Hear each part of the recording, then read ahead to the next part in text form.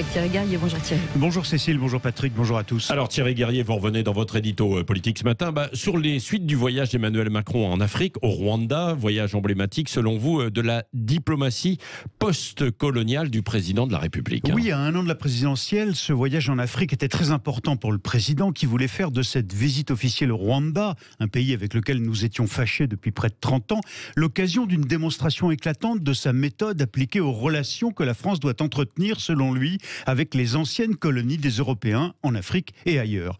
Le macronisme diplomatique, c'est une approche qu'Emmanuel Macron veut moderne, réaliste, respectueuse des mémoires des uns et des autres, mais aussi décomplexée et surtout sans repentance malvenue de la part de la France, une ancienne puissance coloniale, envers le Rwanda, une ancienne colonie allemande puis belge, mais où nous sommes aussi intervenus.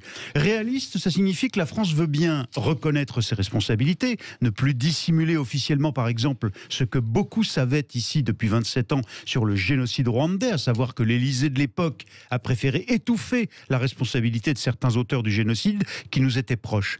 Mais sans repentance malvenue, ça veut dire que si la France reconnaît ses erreurs publiquement, elle ne s'excuse pas pour autant et elle refuse toute culpabilité dans les tueries. L'armée française a même été envoyée sur place en 1994 par Édouard Balladur, Premier ministre, pour stopper les massacres. En fait, au Rwanda, Patrick, Macron a fait du Macron. C'est-à-dire qu'il a tenté de montrer que le en même temps macronien pouvait permettre de prendre acte d'un passé douloureux, le génocide, tout en essayant de construire une nouvelle relation plus constructive avec un pays en plein développement dont on veut devenir le partenaire. Oui, et question, Thierry Garrier, est-ce qu'il y est parvenu, selon vous alors ? Oui, grâce notamment au président rwandais Paul Kagame, remarquablement intelligent, qui veut lui aussi tourner la page, aller de l'avant. Je crois en effet que cette fois Emmanuel Macron a réussi sa démonstration.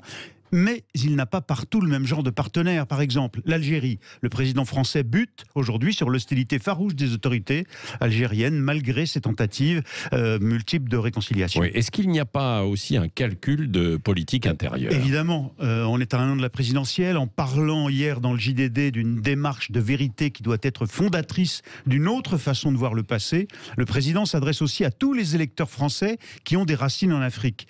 Il espère les séduire tout en ne perdant pas ses électeurs plus conservateurs, hostiles à toute forme de repentance. Et puis la seule qu'il accuse vraiment sur la scène politique aujourd'hui d'en avoir trop fait au Rwanda de repentance, c'est Marine Le Pen. Et ça l'arrange bien, car ça ajoute un épisode de plus à son duel éternel avec elle en vue de 2022. Oui,